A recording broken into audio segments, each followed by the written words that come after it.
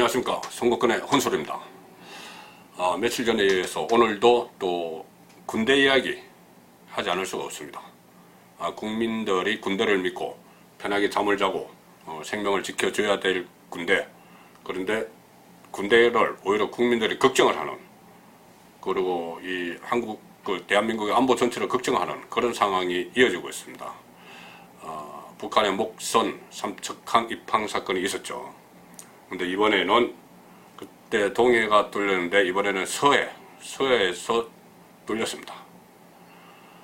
평택 해군 2함대에서 7월 4일 밤 탄약창고, 그러니까 무기고 근처에 고동 수상자가 침입을 했습니다. 초병이 2명이 수화를 했는데 불응을 하고 도주를 했죠. 그리고 바로 그때 5분 수색대나 이렇게 다 출동을 해서 수색을 하고 잡지를 못했습니다. 바로 도주를 해버렸는데 3시간이 지난 다음날 새벽 1시에 군에서 대공 용의점이 없다 이렇게 단정을 지어버렸습니다. 단정을 짓고 이것은 내부자가 왔다가 도망간 것 같아. 그래서 영내 장병들을 대상으로 색출 작업을 벌였죠. 그러니까 그 다음날 한 수병이, 해군은 수병이라고 부르죠. 사병입니다. 한 수병이 내가 그곳에 갔었다, 내가 고동 수상자다 이렇게 하면서 헌병대에 자수를 했습니다.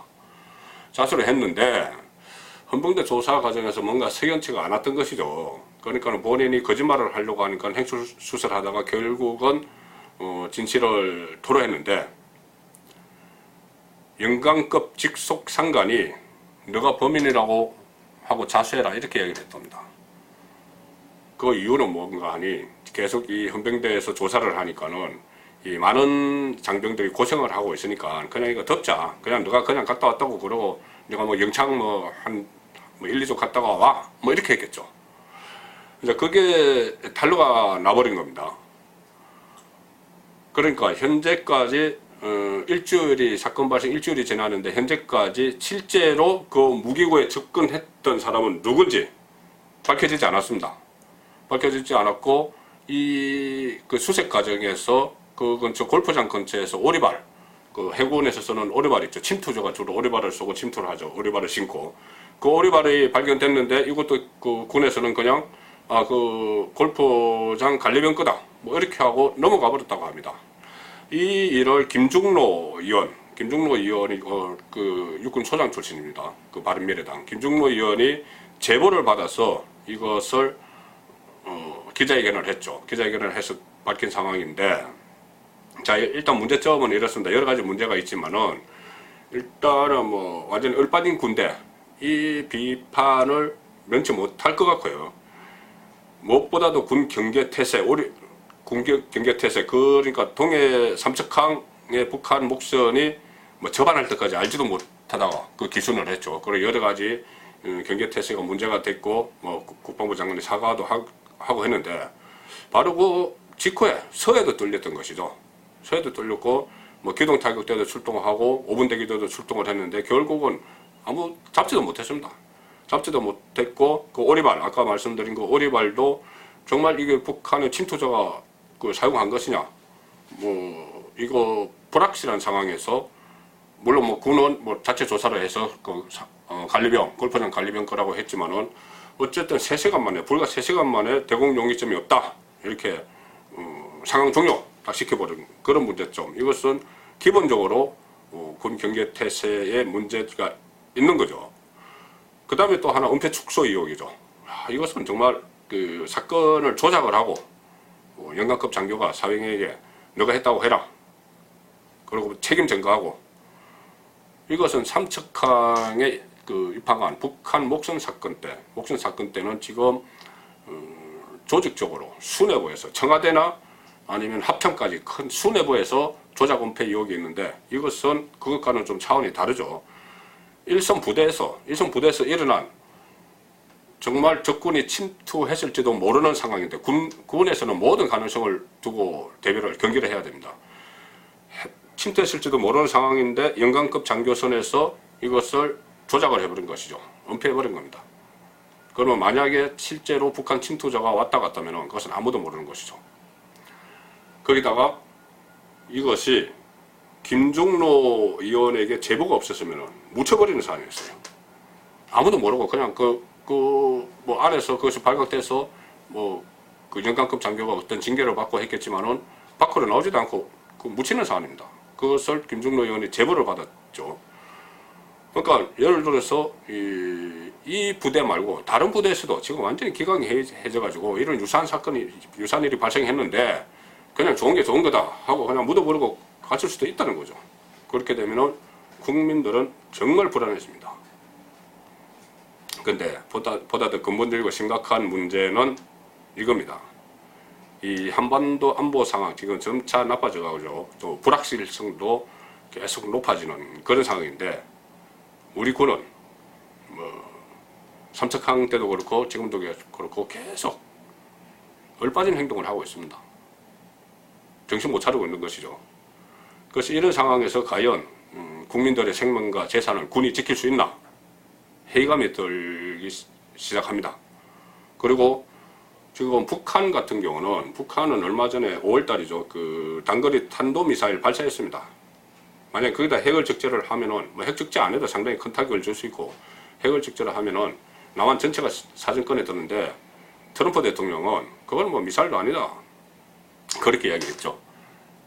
미국 본토를 겨냥하는 ICBM이 아니기 때문에 그것은 미사일도 안 된다는 식으로 이야기를 했습니다.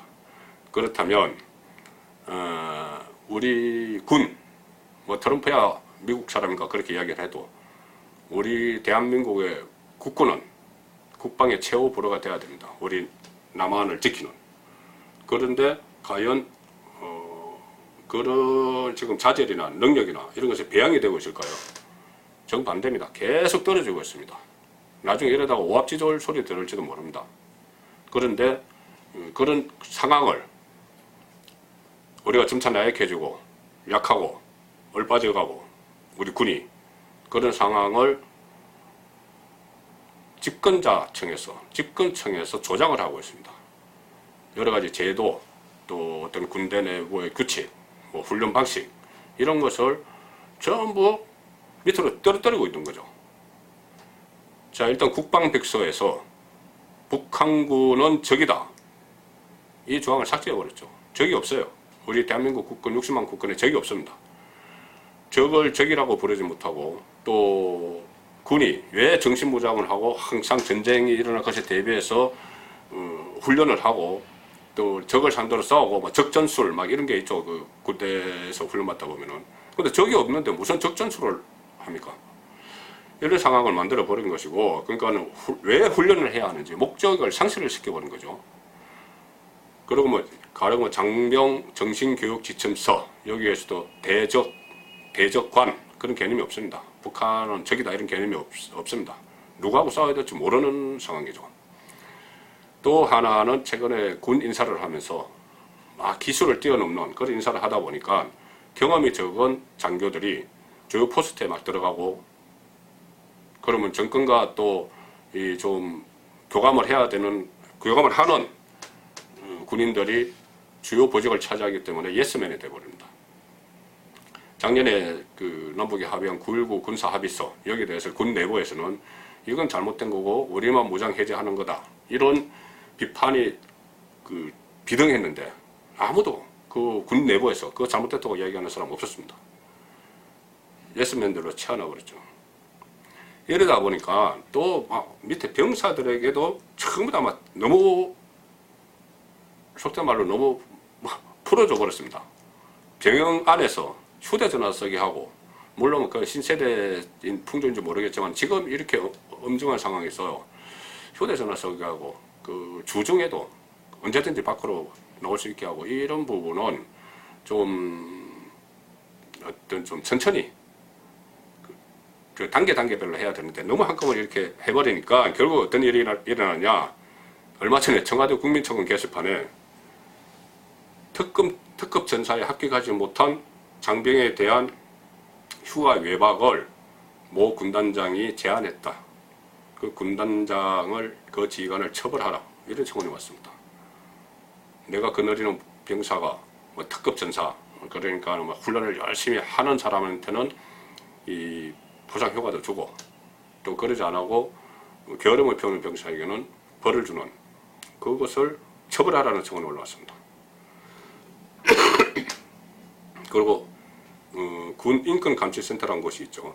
거기서 군대 안을 막 휘젓고 다니면서 군의 전력 태세를 약화시킬 일만 골라서 하는 그런 일이 일어나고 있는데, 지금 이런 모든 일에 국군 통수권자인 대통령의 입김이 반영이 되어 있습니다. 그러니까 자, 그러면 이런 모든 그 국방 문제가 지금 여기저기서 불거졌으니까, 오늘 김중로 의원도 이야기했지만은 자유한국당이 꾸준히 제기를 하고 있는 이 국방 문제에 대한 국정조사, 이것이 점차 시급해지는 거 아닌가, 그런 생각을 해봅니다. 송국근의 혼술이었습니다.